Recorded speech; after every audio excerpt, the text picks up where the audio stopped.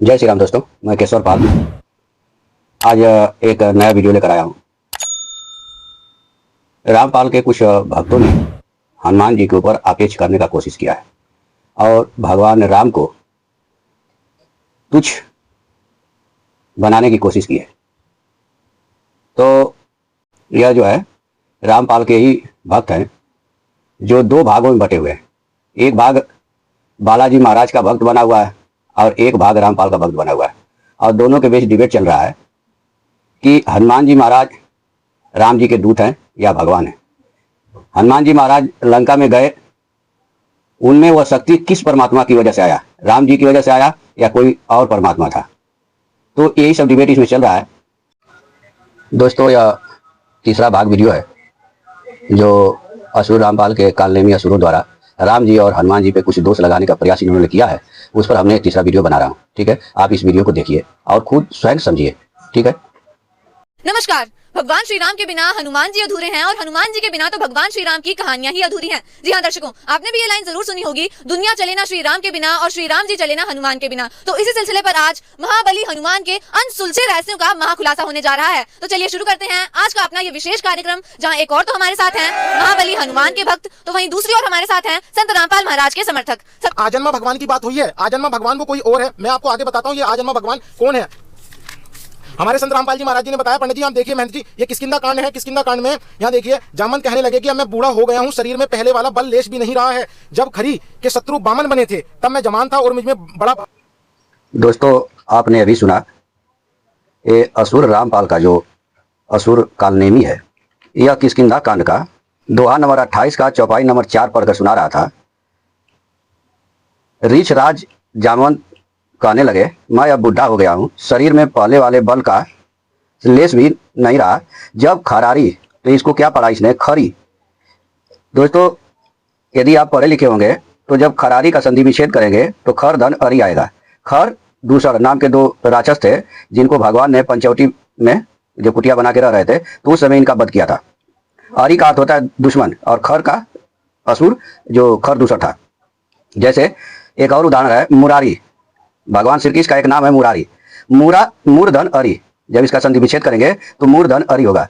तो मूर एक राक्षस था, उसको भगवान श्री कृष्ण ने मारा था, इसलिए उसको उनका ये नाम जो है मुरारी पड़ा था। वैसा ही यहाँ खर नामक राक्षस का वध करने की वजह से भगवान श्री राम का नाम खरारी पड़ा। तो यह असुर क्या पड़ा कि खरी, केवल खरी पढ़ करके आगे बढ़ गया, जबकि ये लिखा है ब्रैकेट में, खर के शत्रु श्री राम बामन बने थे तब मैं जवान था और मुझ में बड़ा बल था। ये जामवंत जी कह रहे हैं। आगे उन्होंने कहा, बलि के बाद से समय प्रभु इतने बड़े कि उस शरीर का वर्णन नहीं हो सकता, किंतु मैंने 2 ही घड़ी में दौड़कर 7 प्रदक्षिणाएं कर ली। अंगद ने कहा, मैं पार तो चला जाऊंगा। दोस्तों ये बात हो रही है लंका जाने की, कि कौन जाएगा कौन नहीं जाएगा। तो जामवंत कह रहे हैं कि मैं बुढ़ा हो गया हूं, लेकिन मैं जब भगवान बाली का रूप बना के आए थे उस समय मैं जवान था और 7 परिक्रमाएं किए थे उनकी। तो ये अंगद याव कह रहे हैं कि मैं पार तो चला जाऊंगा, परंतु लौटते समय के लिए हृदय में कुछ संदेह है, यानी मैं लौट नहीं पाऊंगा। जामवंत ने कहा, तुम सब प्रकार से योग्य हो, परंतु तुम सबके नेता हो, तुम्हें कैसे भेजा जाए। उस समय जब भगवान श्री राम जो है कि माता सीता की खोज में टोली बना करके वानरों की भेज रहे हैं, तो जिस टोली में जामवंत हनुमान जी थे उस टोली के नेता थे अंगद। तो इसीलिए कह रहे तुम इस टोली के नेता हो, इसलिए तुमको नहीं भेजा जा सकता। ऋष राज जामवंत ने श्री हनुमान जी से कहा, हे हनुमान, हे बलवान, सुनो, तुमने यह क्या चुप साध रखी है। दोस्तों यहाँ पे सभी लोग आपस में बात कर रहे हैं कि मैं जा सकता हूँ, मैं नहीं जा सकता, वैसा बातें हो रही है, लेकिन हनुमान जी चुपचाप खड़े हैं, कुछ नहीं बोल रहे। तो वही जामवंत जी कर रहे हैं कि यह क्या तुम चुप साध रखी है। तुम पवन के पुत्र हो और बल में पवन के समान हो, तुम बुद्धि विवेक और विज्ञान की खान हो। जगत में कौन सा ऐसा कठिन काम है जो हे तात तुमसे न हो सके। श्री राम जी के कार्य के लिए ही तो तुम्हारा अवतार हुआ है। राम काज लगी तब अवतारा। दोस्तों कभी यहाँ पे राम लिखा रहता है और यहाँ पे श्री राम लिख दिया जाता है, तो यह असुर कहते हैं कि चौपाई में तो राम नहीं लिखा है, श्री राम नहीं लिखा है, राम लिखा है, यहाँ अनुवादकर्ता ने श्री राम कर दिया है। तो इन दुष्टों के लिए दोस्तों यह पता नहीं है कि यह चौपाई 4 चरण में होती है, हर चरण में 16-16 मात्राएं होती है। अगर हम यहाँ राम की जगह पे श्री राम लिख देंगे तो इस चौपाई के इस चरण में मात्राएं बढ़ जाएगी और ये चौपाई नहीं रहेगी, इसलिए यहाँ पे राम लिखा है। ठीक है, ये नहीं कि राम लिखा है तो कोई और है, श्री राम लिखा है तो कोई और है। ये असुर हैं, असुरों का काम है। जैसे कालनेमी ने हनुमान जी जब संजीवनी बूटी लेने जा रहे हैं तो कालनेमी जो है कि रूप बदल करके भजन कर रहा है और हनुमान जी को रोक रहा है। वो कथा आप सुने ही होंगे तो वैसा ये कालनेमी है, केवल रूप बदले हुए हैं, ये किसी प्रकार से भक्त नहीं है, ये असुर है। इनका काम है केवल लोगों को गुमराह करना। जैसे असुर रामपाल ने लोगों को गुमराह किया, वैसा ही इसके चेले असुर है, ये भी वैसा ही गुमराह कर रहे हैं। ठीक है, तो आगे इसकी बात को सुनते हैं, ये क्या कहना चाहता है। बल था। बलि के बांधते समय प्रभु इतने बड़े थे कि उनके शरीर का वर्णन नहीं हो सकता, किंतु मैंने 2 ही घड़ी में 7 परिक्रमा कर दी थी।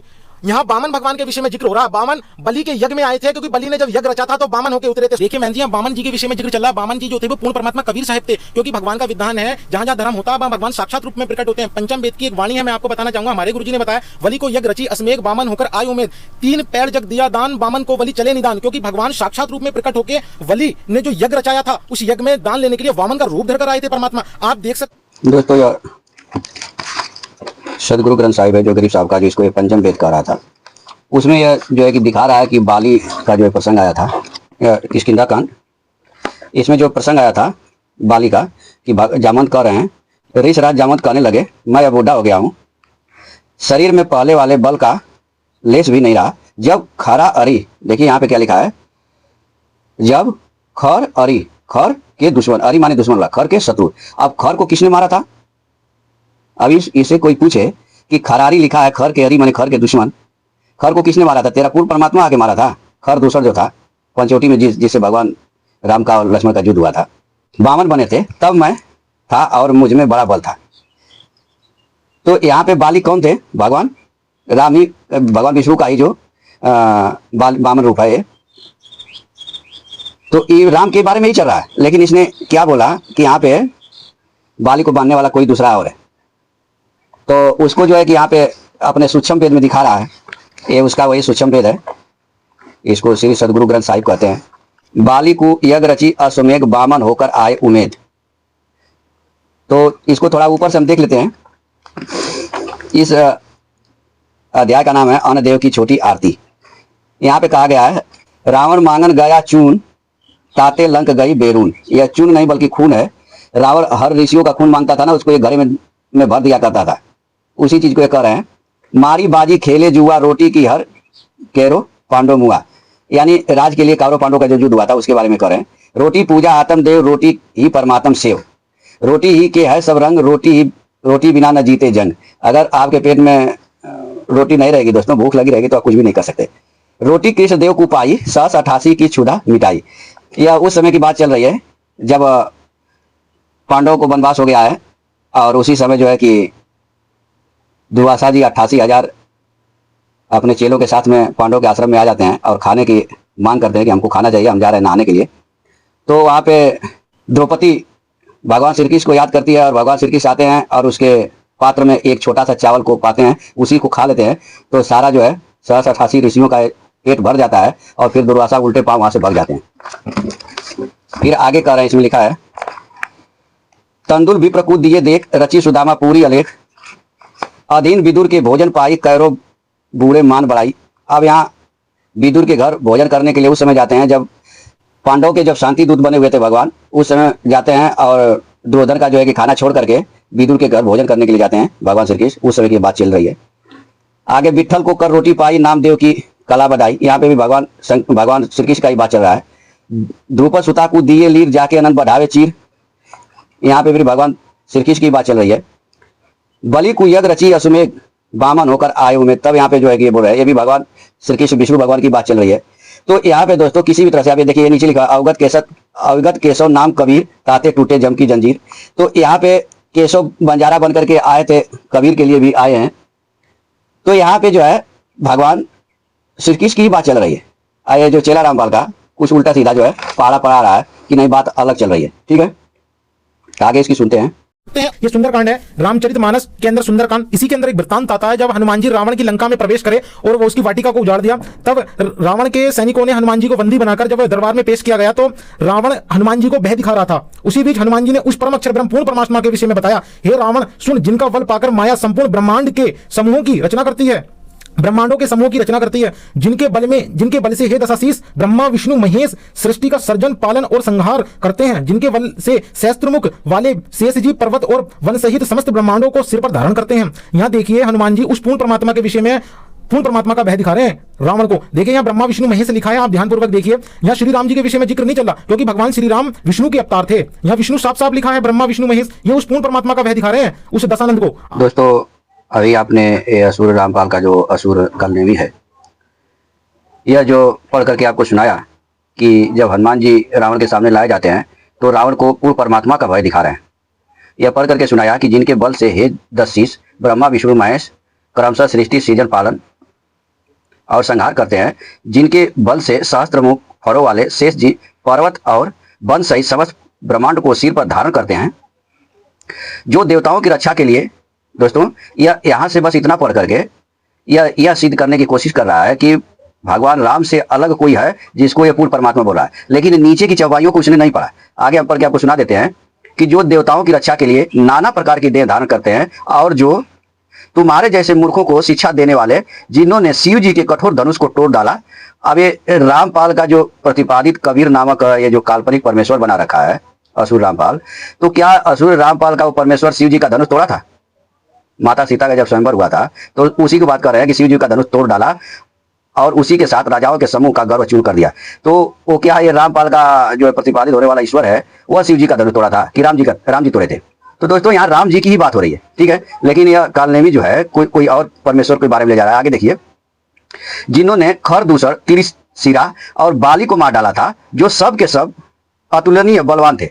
अब यहाँ पे खरदूषण को मारने वाला, त्रिशिरा को मारने वाला और बाली को मारने वाला इसका कबीर परमेश्वर है, क्योंकि वो बात तो इसी की कर रहे हैं। लेकिन ये दुष्ट जो है कालनेमी असुर रामपाल का असुर चेला जो है, यह बस इतना पढ़ करके कि ब्रह्मा विष्णु महेश पढ़ करके लोगों को भ्रमित कर रहा है। कह रहा है कि विष्णु की बात आ गई तो विष्णु जी के अवतार थे राम जी, इसलिए राम की बात नहीं हो रही है, ये किसी और की बात हो रही है। जिनके लेस मात्र बल से तुमने समस्त चराचर जगत को जीत लिया है, और जिनकी प्रिय पत्नी को तुम चोरी से हर लाए हो, मैं उन्हीं का दूत हूं।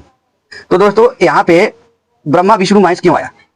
क्या ब्रह्मा विष्णु महेश जी अलग है, राम जी अलग है? नहीं दोस्तों, यहाँ पे जिस राम की बात हो रही है उस राम तत्व को समझना चाहिए। राम तत्व है निर्गुण निराकार परमात्मा, जो हर घटों में बोलता है, हर घटों में वास करता है, जिसको आत्मा कहते हैं। आप इसी रामचरितमानस से देख लीजिए, यह जो है बालकांड है, बालकांड का दोहा नंबर 18 है, इसका चौपाई नंबर 1 है। लिखते हैं कि मैं श्री रघुनाथ जी के नाम राम की वंदना करता हूं, जो कृषाणु अग्नि भानु सूर्य और हिमकर चंद्रमा का हेतु अर्थात र आ और म है, रूप से बीज है। वह राम नाम ब्रह्मा विष्णु और शिव रूप है। वह राम जिस तत्व की बात हनुमान जी करें, और वो राम कौन है? ब्रह्मा विष्णु और शिव रूप है। वह वेदों का प्राण है, निर्गुण उपमा रहित और गुणों का भंडार है। तो दोस्तों यहाँ पे ब्रह्मा विष्णु महेश कहने का अर्थ है कि ब्रह्मा जी के अंदर भी आत्मा है, विष्णु जी के भी अंदर आत्मा है। आत्मा एक होती है। वही आत्मा जब रजोगुण के, प्रकृति के रजोगुण से जब संपर्क करती है तो उसे ब्रह्मा कहते हैं, जब सतोगुण से संपर्क करती है तो उसे विष्णु कहते हैं, और जब तमोगुण से संपर्क करती है तो उसे महेश कहते हैं। ये नहीं कि आत्म ब्रह्मा विष्णु महेश कोई और है, नहीं। ब्रह्मा विष्णु महेश भी वही है, एक ही है। वो जो राम है वही है। राम निर्गुण निराकार है और ब्रह्मा विष्णु महेश सगुण साकार है। आप देख सकते हैं एक प्रमाण और हमारे सदगुरु संत रामपाल जी महाराज जी ने हमें दिखाया है। रामचरितमानस के अंदर एक बालकांड आता है। बालकांड रामचरितमानस में एक प्रकरण है, आप देखिए, जो परमेश्वर एक है, जिनके कोई इच्छा नहीं है, जो आजन्मा सच्चिदानंद परम धाम है, जो सब में व्यापक और जो सब में व्यापक एवं विश्व रूप है, उन्हीं भगवान ने दिव्य शरीर धारण करके नाना प्रकार की लीला करी है। वही पूर्ण परमात्मा चारों युगों में आते हैं, चारों युगों में आके नाना प्रकार की लीला करते हैं। तो दोस्तों अभी जो है असुर रामपाल का जो कालनेमी नामक यह असुर है, यह क्या पढ़ रहा था?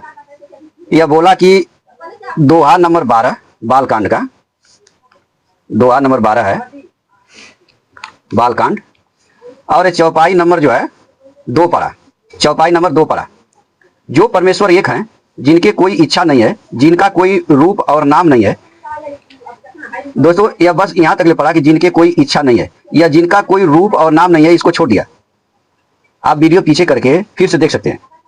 ये इसको छोड़ दिया कि जिनका कोई रूप और नाम नहीं है, जो अजन्मा है, सच्चिदानंद और परधाम है, और जो सब में व्यापक एवं विश्व रूप है। उन्हीं भगवान ने दिव्य शरीर धारण करके नाना प्रकार की लीला की है। दोस्तों नाम और रूप और रंग सिर्फ शरीर के होते हैं, आत्मा के नहीं होते।